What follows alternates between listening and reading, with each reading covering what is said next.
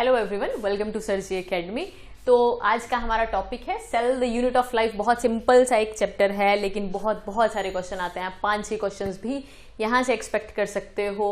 बहुत कॉमन से क्वेश्चंस आते हैं, ऐसा भी नहीं है कि बहुत हाई लेवल के क्वेश्चंस आएंगे आपको जो टीजीटी में देखे जाते हैं। साथ में इसके साथ आपको क्या करना है, एक चीज आपको ध्यान में रखनी है कि जो 9th की एनसीईआरटी है ना, 9th की जो साइंस की एनसीईआरटी है उसको साथ में आपको रीड कर लेना है, फिर वो आपके लिए इजी हो जाएगा। पहले उसको आप पढ़िएगा, उसके बाद ही एनसीईआरटी कौन सी पढ़नी है आपने, पहले आपने 9th की साइंस की किताब पढ़नी है, उसके बाद जाके आपने, अगर आपके पास सीबीएसई के मॉड्यूल्स हैं वो पढ़ने हैं, फिर अगर आप इसको डायरेक्टली भी करेंगे +1 की एनसीईआरटी पढ़ेंगे तो भी आप इसको सॉल्व कर पाएंगे। ठीक, ये थी आज की आपकी टिप।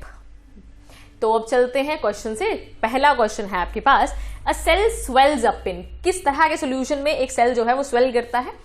ऑप्शन है आपके पास हाइपोटोनिक सोल्यूशन, हाइपरटोनिक सोल्यूशन और आइसोटोनिक सोल्यूशन, या ऑल ऑफ दीज, सभी में फूल जाएगा। तो अभी सोचें जरा सा, सेल्स किस में स्वेल करेगा, फिर हम कुछ बात करते हैं इस पे। एक टेबल बनाएंगे सिंपल सा, करें बात डायरेक्टली इसी की बात करते हैं। देखिए, एक है आपके पास हाइपरटोनिक सोल्यूशन। कौन सा है? Hypertonic solution. दूसरा होता है आपके पास हाइपोटोनिक सोल्यूशन, और तीसरा होता है आइसोटोनिक सोल्यूशन। अब इनके मतलब आपको पता होना चाहिए तो बहुत इजी हो जाएगा। मान लें हाइपर का मतलब होता है ज्यादा, हम बोलते हैं ना I am getting hyper, high ज्यादा। हाइपो का मतलब कम, लेस। आइसो का मतलब सेम। ठीक, साथ में हिंदी में लिख लें अपने लिए। हाइपर का मतलब होता है ज्यादा, हाइपो का मतलब होता है कम, और आइसो का मतलब होता है सेम। अब इसका क्या मतलब है? हाइपरटोनिक सोल्यूशन सिंपल सी चीज है। ऐसा मान लो आपने सोगी को नमक वाले पानी में डाल दिया है, रेजिन्स, सोगी का मतलब है आपने उसको किस में डाला है? नमक वाले पानी में डाल दिया है। ठीक, दूसरा है आपके पास हाइपोटोनिक सोल्यूशन, उसमें नॉर्मल आपके पास कंसंट्रेशन हो सकती है या कम कंसंट्रेशन होगी बाहर, और जिसमें बाहर और अंदर दोनों जगह कंसंट्रेशन बराबर है मॉलिक्यूल्स की, वो क्या है? आइसोटोनिक। अब हाइपर से चलते हैं। अब आपको एक कहीं भी आपको एक्सपेरिमेंट करके देख लें या जो भी है याद ही कर लें। हाइपरटोनिक सोल्यूशन, अगर आप कभी भी आप नमक वाले पानी में किसी चीज को डालेंगे, भिगोएंगे, तो नमक उसको क्या कर देगा? श्रिंक कर देगा। इसी प्रोसेस को प्लाज्मोलिसिस भी बोलते हैं। तो साथ में यहां पे लिखिए प्लाज्मोलिसिस।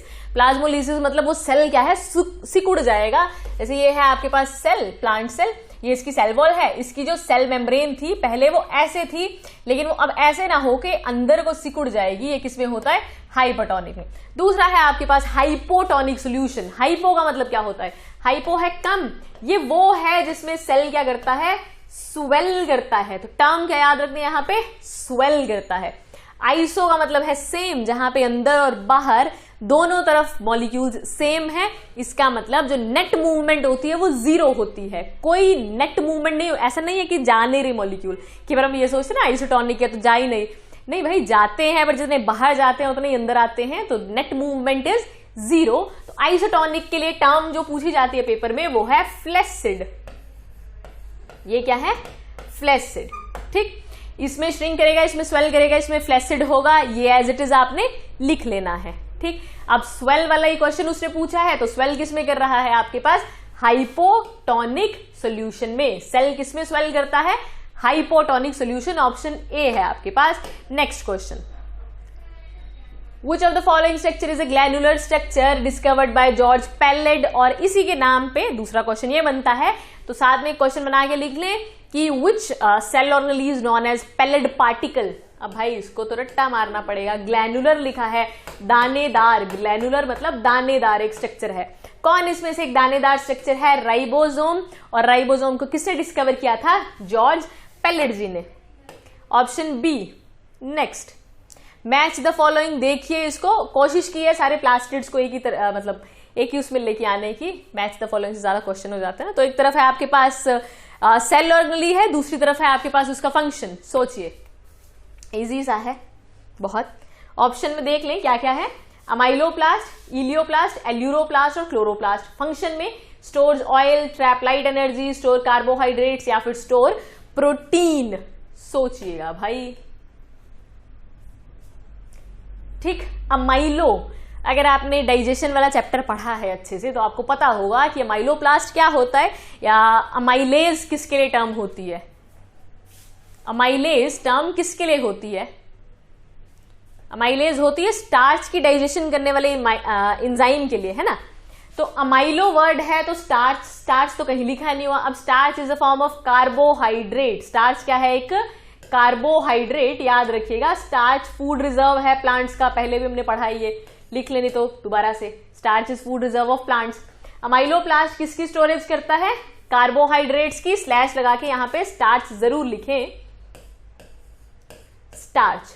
ओके, नेक्स्ट है आपके पास इलियोप्लास्ट। ये तो भाई याद करना बहुत इजी है। ये दिख रहा है कुछ ऑयल, ऐसा बीच में ऑयल सा दिख रहा है, टर्म आ रही है ऑयल। तो ये किसको स्टोर करता है? ऑयल को स्टोर करता है। नेक्स्ट है आपके पास एल्यूरोप्लास्ट। तो एल्यूरोप्लास्ट, अगर यहां पे कंफ्यूजन है किसी को तो पहले क्लोरोप्लास्ट कहते हैं। क्लोरोप्लास्ट क्या करता है? देखो, वो हमने बचपन से पढ़ा है कि फोटोसिंथेसिस होती है। फोटोसिंथेसिस को कौन करता है? तो फोटोसिंथेसिस को करते हैं आपके पास पत्ते। पत्ते कैसे करते हैं? पत्तों में कुछ होता है। पत्तों में क्या होता है? क्लोरोफिल होती है जी। तो क्लोरोफिल जिस डिब्बे में होती है उसको क्या बोलिएगा? क्लोरोप्लास्ट। तो काम क्या होता है? लाइट एनर्जी को ट्रैप करना क्लोरोप्लास्ट का। तो बचा एल्यूरोप्लास्ट, तो इट स्टोर्स प्रोटीन्स। आप डायरेक्टली आमने सामने लिखेंगे, इतनी कंफ्यूजन क्रिएट नहीं करनी है। अब हम मैच करते हैं। ए का है थर्ड ऑप्शन, डायरेक्टली यही दिख रहा है ना, ए का थर्ड। बी का है आपके पास सेकंड, सी का है आपके पास फोर्थ, एंड डी का है आपके पास सेकंड। उल्टा बोल दिया। 1 ए का 3 है, बी का है आपके पास 1, उसके बाद सी का है आपके पास 4 एंड डी का है आपके पास 2। ठीक, ऑप्शन है आपके पास सी। आप डायरेक्टली लिखेंगे सीधे सीधे, ऑप्शन है सी थर्ड क्वेश्चन का। नेक्स्ट जल्दी से, fluid mosaic model was given bye. Fluid mosaic model था एक आपके पास जो किसके बारे में बताता है? तो सेल मेम्ब्रेन के स्ट्रक्चर के बारे में बताता है। एक किस तरह से सेल मेम्ब्रेन जो होती है या प्लाज्मा मेम्ब्रेन जो होती है वो कैसी होती है, उसका सेमी फ्लूइड नेचर कैसा होता है। ये लाइन भी आप साथ में लिख लें इसी के क्वेश्चन के साथ कि cell wall is a rigid structure. Cell wall एक रिजिड स्ट्रक्चर होती है, जबकि जो आपके पास प्लाज्मा मेम्ब्रेन होती है it is a semi permeable membrane. याद रखिए, तो सेमी परमिएबल मेम्ब्रेन है मतलब वो फ्लूइडी सी होती है, तरल होती है वो। ठीक है, तो वो फ्लूइड मोजाइक मॉडल की वो फ्लूइड मोजाइक मॉडल की तरह होती है, फ्लूइड मोजाइक की तरह होती है। किसने बोला आपके पास? वेरी इंपॉर्टेंट, ये थे आपके पास, ऑप्शन है B, Singer and Nicolson ji. Fluid mosaic model was given by Singer and Nicolson. Next, again बहुत सारी शख्सियतें और मतलब डिस्कवरर हैं बेसिकली ये। ऑप्शंस देख लें आप, एक तरफ है nucleus, Golgi apparatus, CR, lysosome. दूसरी तरफ है de Duve, Porter, Robert Brown and Camillo Golgi. देखो एक तो आपको नजर आ ही रहा है, अगर और कुछ नहीं आ रहा तो एक तो आ ही रहा है गोल्जी वर्ड से। आई होप वो तो दिख रहा है आपको, इजी वाला वो दिख रहा है। ठीक है, दिख रहा है। तो कौन दिख रहा है आपको? Golgi apparatus, Camillo Golgi. B है इसका, फोर्थ का क्या है? बी। तो अब ढूंढ लो भाई, बी और 4 कहां दिख रहे हैं? बी और 4 कहां दिख रहे हैं? ये तो बहुत ही इजी था, चलो कोई बात नहीं। अब देखते हैं बाकी। अब है आपके पास न्यूक्लियस। तो न्यूक्लियस को किसने डिस्कवर किया? सेल को किसने डिस्कवर किया? सेल को किसने डिस्कवर किया? Robert Hooke. और न्यूक्लियस, सेल की जान, सेल के अंदर क्या होता है, ब्रेन कौन होता है? न्यूक्लियस। न्यूक्लियस को किसने डिस्कवर किया? Robert brown, A option. Next, तो ये हो गया ना आपके पास ए का थर्ड, ये देखते चलिए। नेक्स्ट है आपके पास ईआर। तो ईआर है आपके पास, किसने किया ईआर? पॉटर जी ने। ईआर को किया पॉटर जी ने। और lysosomes, de Duve, option again B है आपके पास। दोबारा से देख लें, nucleus was discovered by Robert Brown, Golgi apparatus, Camillo Golgi. ER है आपके पास पॉटर और लाइसोसोम्स है डी डवे, ऑप्शन है बी, 5वें का B option. Next, largest organelle in animal cell is, ध्यान से क्वेश्चन पढ़िएगा, largest cell in animal, largest organelle in animal cell is. Option है आपके पास प्लास्टिड, माइटोकॉन्ड्रिया, लाइसोसोम्स या न्यूक्लियस। इसमें से सबसे बड़ी सेल ऑर्गेनली एनिमल सेल में कौन होती है? ठीक, ब्रेन ऑफ सेल कौन है? Brain of cell nucleus. तो सबसे बड़ी ऑर्गेनली भी कौन होती है? Nucleus, discovered by Robert Brown, जिसके अंदर जेनेटिक मटेरियल होता है। नेक्स्ट है प्लाज्मिड्स आर। अब भाई प्लाज्मिड हर जगह ही आ जाता है बार बार। प्लाज्मिड क्या है? वायरसेस हैं, एक्स्ट्रा क्रोमोसोमल जेनेटिक मटेरियल है बैक्टीरिया का, या डीएनए ऑफ यूकैरियोट्स, या ऑल ऑफ दीज। एक मिनट सोचिए बस।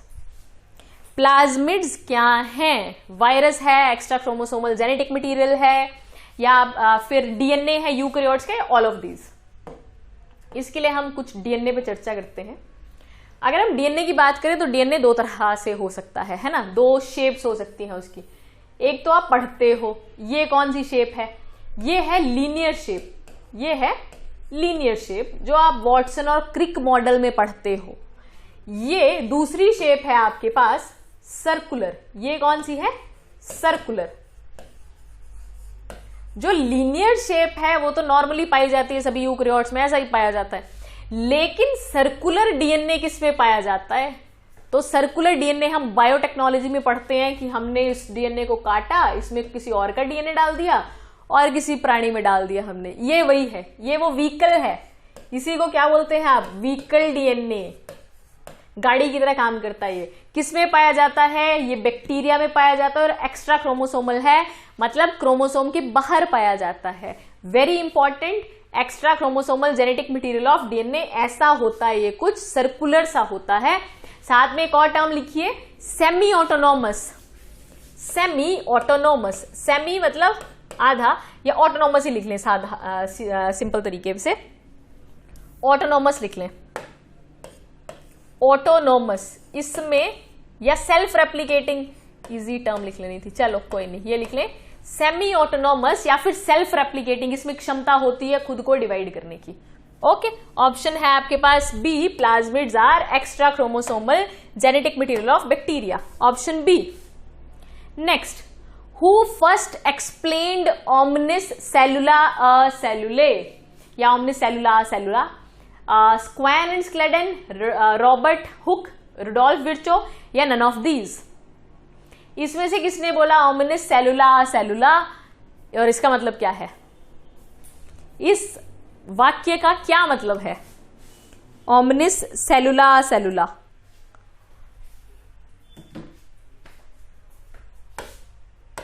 ये नहीं सुना तो ये तो सुना है। Cells arise from pre existing cells. पुराने सेल कहां, नए सेल कहां से आते हैं? पुराने जो सेल्स होते हैं उनसे आते हैं। Cells arise from pre existing cells. ये किसने बोला? ये बोला आपके पास रुडोल्फ विर्चो ने, यहां डी आएगा, sorry, Rudolf Virchow. Rudolf Virchow जी की ये लाइन बाद में उठाई स्क्वैन एंड स्क्लेडन ने। तो दूसरा क्वेश्चन यहां पे साथ में लिखिए, who gave cell theory. Cell theory किसने दी? सेल थ्योरी किसने दी? उनका नाम भी लिखा हुआ है, ये जो ऑप्शन ए है ना आपके पास, स्क्वैन और स्क्लेडन, इन्होंने दी सेल थ्योरी। ध्यान में रखिएगा, अगर सिर्फ ये लाइन पूछी है तो ये लाइन रुडोल्फ विर्चो ने दी, लेकिन सेल थ्योरी पूछी जाए तो स्क्वैन एंड स्क्लेडन ने दी। ओके, नेक्स्ट, तो इसका ऑप्शन तो सी है भाई अभी। नेक्स्ट है longest cell in human bodies. ये तो बड़ा इजी है, डायरेक्टली अभी कर लेंगे। Liver cell, nerve cell, muscle cell, या नन ऑफ दीज? आपकी बॉडी में सबसे लंबा सेल कौन सा होता है? नर्व सेल, दूसरा नाम है न्यूरॉन, ऑप्शन है B. Next, which of the following is seen only in prokaryotic cells? सिर्फ और सिर्फ प्रोकैरियोटिक सेल्स में दिखेगा वो। ईआर, गोल्जी बॉडी, माइटोकॉन्ड्रिया, या मिजोसोम्स? सिर्फ और सिर्फ प्रोकैरियोटिक चीजों में दिखेगा वो, सेल्स में दिखेगा वो। ऑप्शन है आपके पास ईआर, गोल्जी बॉडी, माइटोकॉन्ड्रिया, या मिजोसोम। अगर आपको ध्यान हो, अगर आपने कभी बैक्टीरिया का चित्र देखा हो तो आप देखेंगे कि इस तरह से उसमें एक वॉल बनाई होती है, अंदर प्लाज्मा मेम्ब्रेन होती है और कुछ ऐसे इनवेजिनेशन होती है उसमें। ये क्या होती है? This is called mesosome. ये सिर्फ और सिर्फ किसमें नजर आती है? प्रोकैरियोटिक सेल में, ऑप्शन है D. Next, nucleus of prokaryotic cells is called. Prokaryotic cells के न्यूक्लियस को क्या बोलिएगा? ऑप्शन है आपके पास न्यूक्लियोसोम, न्यूक्लियोलस, न्यूक्लियोइड, या all of these? Prokaryotic cells के न्यूक्लियस को क्या बोलेंगे हम? न्यूक्लियोइड। क्या बोलेंगे? न्यूक्लियोइड। न्यूक्लियस के अंदर वो जो गोला सा होता है ना, उसको बोलते हैं न्यूक्लियोलस। और न्यूक्लियोसोम तो पूरी उसके अरेंजमेंट को बोलिएगा, जो डीएनए की पूरी अरेंजमेंट होती है हिस्टोन प्रोटीन के साथ। अभी याद रखिए, nucleus of prokaryotic cell is called nucleoid, option C. Next, movement of cell against concentration gradient is called. आप कंसेंट्रेशन के अगेंस्ट चल रहे हो, आप हाई से लो में नहीं जा रहे हो, आप कहां से जा रहे हो? लो से हाई में जा रहे हैं, ठीक है, आप सक्सेस की तरफ बढ़ रहे हैं। ऑप्शन है ऑस्मोसिस, डिफ्यूजन, एक्टिव ट्रांसपोर्ट या पैसिव ट्रांसपोर्ट। तो इसके लिए आपको एक बात ध्यान में रखनी है। मान लें कि आप पानी में चल रहे हैं, मतलब पानी के बहाव के साथ चल रहे हैं और अगेंस्ट चल रहे हैं, दो ही चीजें हो सकती हैं। जब तो आप पानी के बहाव के साथ चल रहे हो तो क्या आपको एनर्जी लगानी पड़ेगी नाव के लिए चलाने के लिए? बिल्कुल भी नहीं। तो वो वाली मूवमेंट जहां पे आपको कोई मेहनत ही नहीं करनी पड़ रही, कोई एटीपी नहीं लगानी पड़ रही, जहां आप सुस्त पड़े हैं, वो कौन सी ट्रांसपोर्ट है? वो है पैसिव ट्रांसपोर्ट। वो कौन सी है? Passive transport. जहां पे आप कोई एनर्जी नहीं लगा रहे हो, जहां पे आप अलोंग कंसेंट्रेशन ग्रेडियंट जा रहे हैं, वो है पैसिव ट्रांसपोर्ट। लेकिन जहां पे आप कैसे चल रहे हैं? Against concentration gradient. मान लो आप ऊपर की तरफ, पहाड़ की तरफ चढ़ रहे हो, आप हिल चल रहे हैं आप, तो जहां पे ऐसा हो, जहां पे एटीपी भी लगानी पड़े, वो है एक्टिव ट्रांसपोर्ट। ऑप्शन है C, option C. Next, middle lamella is mainly made up of. Middle lamella mainly किसका बना है? क्लोरोफिल, पहला ऑप्शन। दूसरा ऑप्शन सोडियम हाइड्रोजन या फॉस्फोरस कंपाउंड। तीसरा है NaCl या चौथा है कैल्शियम पेक्टेट। बहुत बार पेपर्स में पूछा गया, ऑप्शन है डी, कैल्शियम पेक्टेट का। मिडल लैमेला किसका बना है? कैल्शियम पेक्टेट का। Next, dash is the major site for lipid synthesis. Lipid mainly किसमें बनते हैं? SCR, RER दोनों में, या फिर राइबोसोम। देखो RER रफ होता है, R से R याद रखना है, रफ वाले पे राइबोसोम होता है, जिसपे नहीं होता वो क्या होता है? स्मूथ होता है। और राइबोसोम क्या बनाता है? प्रोटीन्स बनाता है। तो प्रोटीन्स वो बनाता है, तो RER भी क्या बनाता है? प्रोटीन्स बनाता है। लेकिन SCR जो है वो क्या बनाता है?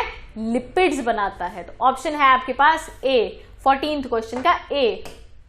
Next, dash only performs the function of packaging materials. इसमें से किसका काम होता है? मटेरियल्स को पैक करना। और ये 9th क्लास में से उठाया गया क्वेश्चन है, बहुत सिंपल सा क्वेश्चन है। ऑप्शन है लाइसोसोम, वैक्यूल, गोल्जी बॉडी या न्यूक्लियस। इसमें से कौन पैकेजिंग में मदद करता है? वो जनाब कौन है? वो है आपके पास कुछ इस तरह से दिखने वाले, है ना, वो कौन है?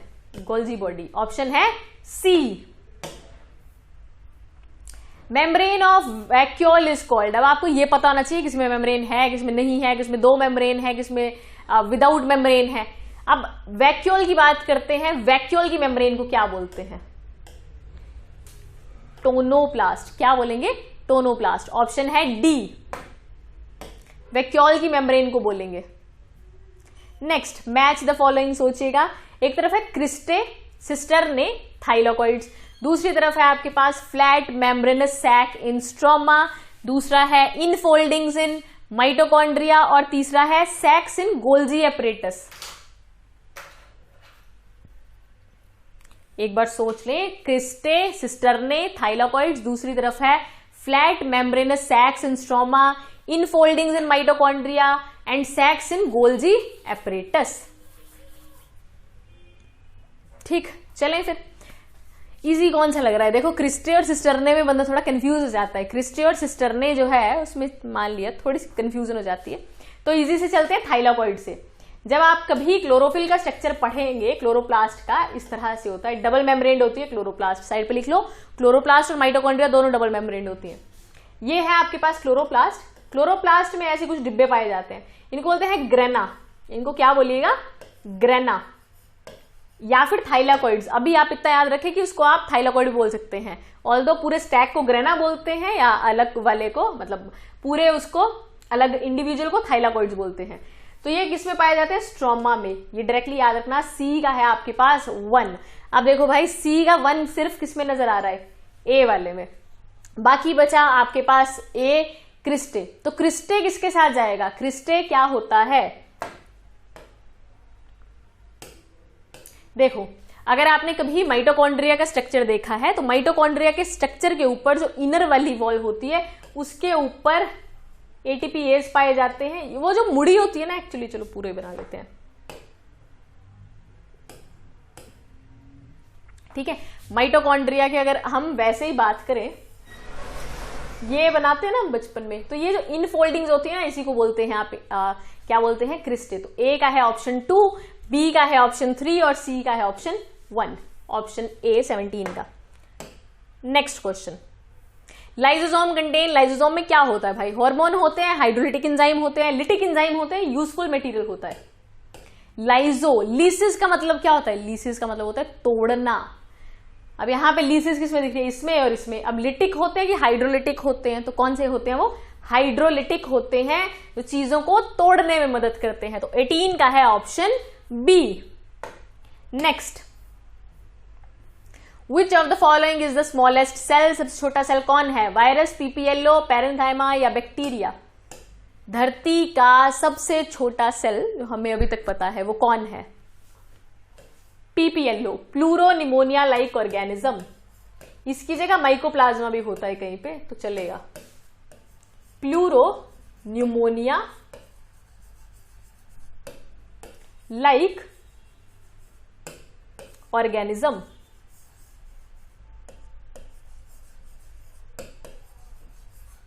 ठीक, option B. Next, main site of RNA synthesis is, mainly RNA किसमें बनता है? वैक्यूल, क्लोरोप्लास्ट, माइटोकॉन्ड्रिया या न्यूक्लियोलस? आरएनए क्या होता है? आरएनए की 3 टाइप्स होते हैं ना,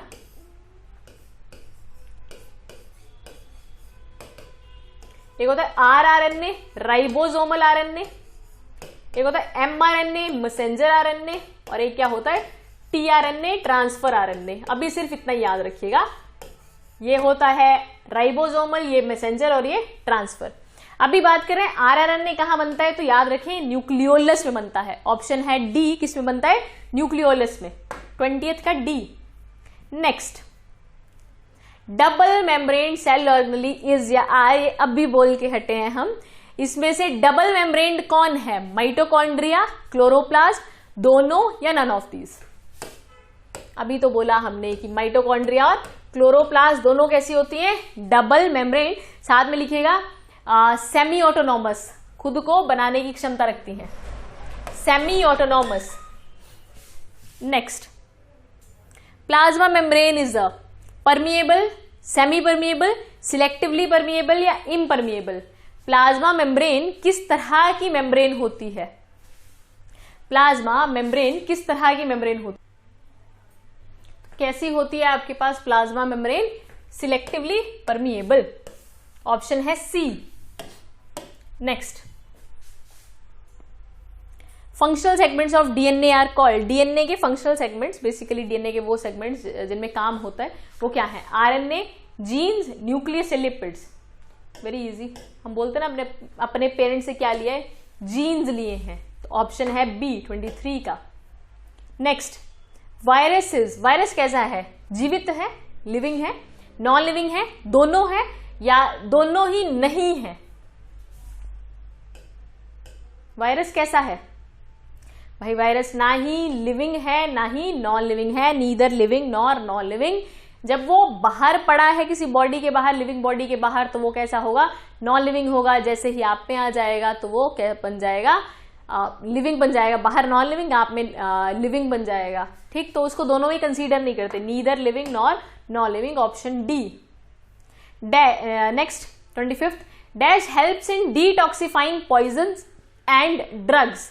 पॉइजन्स और ड्रग्स को डिटॉक्सिफाई करने में कौन मदद करता है? ऑप्शन है आपके पास SER, RER, lysosomes and ribosomes. Answer क्या है इसका आपके पास? आपको याद रखना है, पॉइजन्स को डिटॉक्सिफाई करने में मदद करता है SER, smooth endoplasmic reticulum, option A. Next, match the following है, सिंपल सा है, एक कॉमन नेम दिया हुआ है, एक ऑर्गेनली का नाम दिया हुआ है इसका।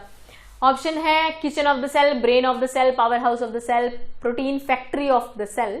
दूसरी तरफ है ऑर्गेनली, न्यूक्लियस, क्लोरोप्लास्ट, राइबोसोम और माइटोकॉन्ड्रिया। चलें, इजी सा है। देखो किचन, खाना किसमें बनता है? क्लोरोप्लास्ट में। ब्रेन कौन है? न्यूक्लियस। पावर हाउस कौन है? माइटोकॉन्ड्रिया। प्रोटीन फैक्ट्री कौन है? राइबोसोम। ए का 2, ए का 2, ए का 2, बी का 1 आ गया, सी का है 4 और डी का है 3। ऑप्शन है सी 26th क्वेश्चन का। Next 27, site of oxidative phosphorylation. जो यहां पे कंफ्यूज होगा उसको रेस्पिरेशन चैप्टर अच्छे से पढ़ने की जरूरत है, रेस्पिरेशन इन प्लांट्स। तो ऑक्सीडेटिव फोस्फोराइलेशन क्या होती है? एडीपी होता है, एडिनोसिन डाई फॉस्फेट, उसमें डालते हैं आप इनऑर्गेनिक फॉस्फेट, वो क्या बनाएगा? एटीपी। बेसिकली एटीपी का बनना, एडिनोसिन ट्राइफॉस्फेट का बनना है आपके पास फोस्फोराइलेशन, ऑक्सीडेटिव फोस्फोराइलेशन, क्योंकि ऑक्सीजन की प्रेजेंस में होते हैं ना, तो ऑक्सीडेटिव फोस्फोराइलेशन कहां होती है? एटीपी कहां बनती है? इसमें कुछ नहीं था, इसमें एटीपी कहां बनती है? माइटोकॉन्ड्रिया में। तो ऑप्शन है सी। आप लिख सकते हो site where ATP is formed, तो ऑप्शन फिर भी क्या आएगा? सी। सेम ही बात है भाई। Next, storage sacs for solid और liquid contents in cell are. किसमें सॉलिड और लिक्विड दोनों स्टोर होते हैं? ऑप्शन है वैक्यूल्स, राइबोसोम, माइटोकॉन्ड्रिया या लाइसोसोम। स्टोरेज कौन करता है? वैक्यूल, जिसकी कवरिंग का नाम क्या था? पीछे करके आया, टोनोप्लास्ट। इसका ऑप्शन है ए, 28th का A. Next, osmoregulation in amoeba and paramecium occurs through. Amoeba और पैरामीशियम में ऑस्मो रेगुलेशन कौन करता है? ऑस्मो रेगुलेशन अगर आपने लिखना है उधर ब्रैकेट में लिखिएगा regulation of ions in body. आपकी बॉडी में आयंस होते हैं ना, पॉजिटिव नेगेटिव आयंस, उनको रेगुलेट करने के प्रोसेस को ऑस्मो रेगुलेशन बोलते हैं। ऑप्शन है food vacuole, mitochondria, contractile vacuole या न्यूक्लियस। कौन करेगा? Contractile vacuole. भाई बाकी सब तो कुछ होता ही नहीं ना, इतना बेचारे में यूनिसेलुलर होता है वो। ऑप्शन सी आया हुआ है ये काफी पेपर्स में। Which one, next 30th question, which one of these is not a eukaryote?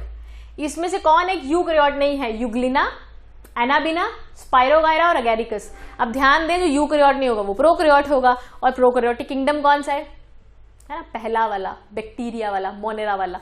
इसमें सोचो मोनेरा कौन है? कौन बैक्टीरिया में पढ़े हैं आप? किसको पढ़े हैं? एनाबिना। कौन है? एनाबिना। बाकी वो प्रोटिस्टा से है, वो आपके पास एल्गी है, वो फंजाई है आपके पास। ठीक, ऑप्शन बी। आप खुद लिख भी सकते हैं कि कौन किसको बिलोंग कर रहा है। Next, respiratory enzymes are present in. Respiration कहां पे होती है? एटीपी कहां पे बनती है? रेस्पिरेशन से एटीपी बनती है, और एटीपी कहां बनती है? अभी कहीं क्या है हम? माइटोकॉन्ड्रिया में। तो 31 का C option. Next, axoneme having 9+2 doublet microtubule arrangement is found in very very very important. Option है आपके पास सीलिया, फ्लैजेला, बोथ या सेंट्रियोल। तो ध्यान में रखें 9+2 वाली अरेंजमेंट दोनों सीलिया और फ्लैजेला में पाई जाती है। वेरी इंपॉर्टेंट ऑप्शन है C. Next question, What type of ribosome occurs in prokaryotic cell? Ribosome कितने तरीके का होता है? राइबोसोम कितने तरीके का होता है? 2 तरीके का, 70S और 80S। 70S किस में पाया जाता है और सब यूनिट्स क्या होते हैं 70S के? अब इसको काउंट नहीं करने बैठ जाना है, ये 70 बनेगा नहीं। एक होता है 50S और दूसरा होता है 30S। इधर 60S और 40, 60 और 40, ये काउंट हो गया 100 बनता है, 80 बनता है, काउंट नहीं करना है इसलिए इसको। ठीक, ये स्वेडबर्ग यूनिट है एस से। अब उसने पूछा प्रोकैरियोटिक में कौन सा? ऑफ कोर्स प्रोकैरियोटिक में पुराना होगा, तो पुराना कौन सा है? 70S। प्रोकैरियोटिक में होता है 70S, और कभी भी सेल ऑर्गेनेली में भी पाया जाता है ना, तो वो भी 70S होता है, ध्यान रखें। ऑप्शन है ए, 33 का ए।